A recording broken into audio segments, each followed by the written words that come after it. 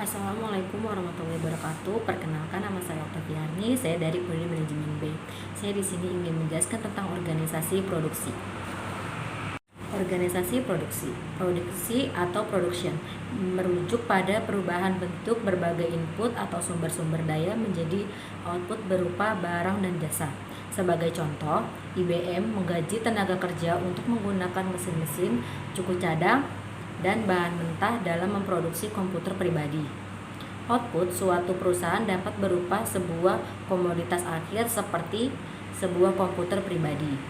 Perusahaan merupakan organisasi yang mengkombinasikan dan mengorganisasikan tenaga kerja, modal, tanah, atau bahkan mentah dengan tujuan memproduksi barang dan jasa untuk dijual produksi, merujuk pada perubahan bentuk berbagai input atau sumber-sumber data yang menjadi output berupa barang dan jasa. Produksi berkenan jasa meminjam untuk membangun ekspansi fasilitas produksi, merekrut tenaga kerja, menjalankan pengendalian mutu, akuntansi, biaya, dan lain-lain. Input dan periode waktu produksi. Input, berbagai sumber daya yang digunakan dalam memproduksi barang dan jasa. Input tetap, input yang tidak dapat berubah dengan mudah selama periode waktu tertentu, kecuali dengan mengeluarkan biaya yang besar pabrik dan perlengkapan khusus.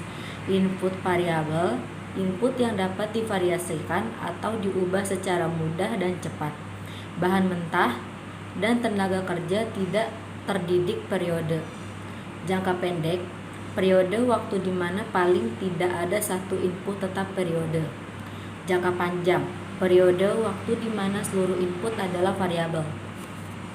Dan di sini juga ada fungsi produksi. Fungsi produksi didefinisikan sebagai hubungan teknis antara input dengan output, yang mana hubungan ini menunjukkan output sebagai fungsi dari input.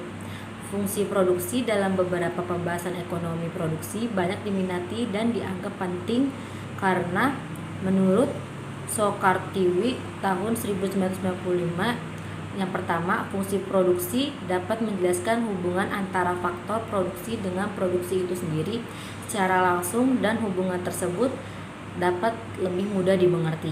Yang kedua, fungsi produksi mampu mengetahui hubungan antara variabel yang dijelaskan atau Q dengan variabel yang menjelaskan atau X, serta sekaligus mampu mengetahui hubungan antara variabel penjelasannya antara X dan X yang lain. Secara matematis sederhana, fungsi produksi dapat ditulis sebagai berikut.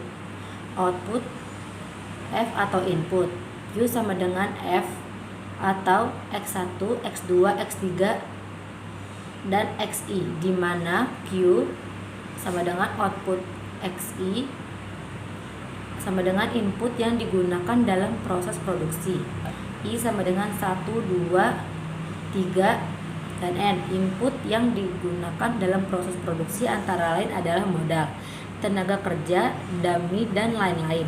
Dalam ilmu ekonomi, output dinotasikan dengan Q, sedangkan input atau faktor produksi yang digunakan biasanya untuk penyederhanaan terdiri dari input kapital atau K dan tenaga kerja atau L. Dengan demikian, Q sama dengan F atau KL. Dan di sini juga ada fungsi produksi dengan dua input variabel. Fungsi produksi dengan dua variabel menggunakan isoquant dan isoquant untuk mengembangkan kondisi yang efisien bagi kombinasi input-input dalam produksi. Yang pertama, isoquant. Produksi isoquant menggambarkan berbagai kombinasi dari dua input tenaga kerja dan modal yang digunakan untuk memproduksi pada tingkat output.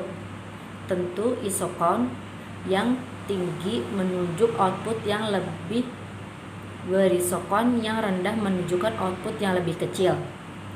Isocost menunjukkan berbagai kombinasi input yang dapat dibeli atau dipekerjakan oleh perusahaan pada tingkat biaya tertentu. C sama dengan WL plus RK, yang dimana C yaitu biaya total. Itu saja yang saya bisa sampaikan tentang organisasi produksi. Bila ada kata-kata salah mohon dimaafkan. Billahi taufik wal hidayah. Wassalamualaikum warahmatullahi wabarakatuh.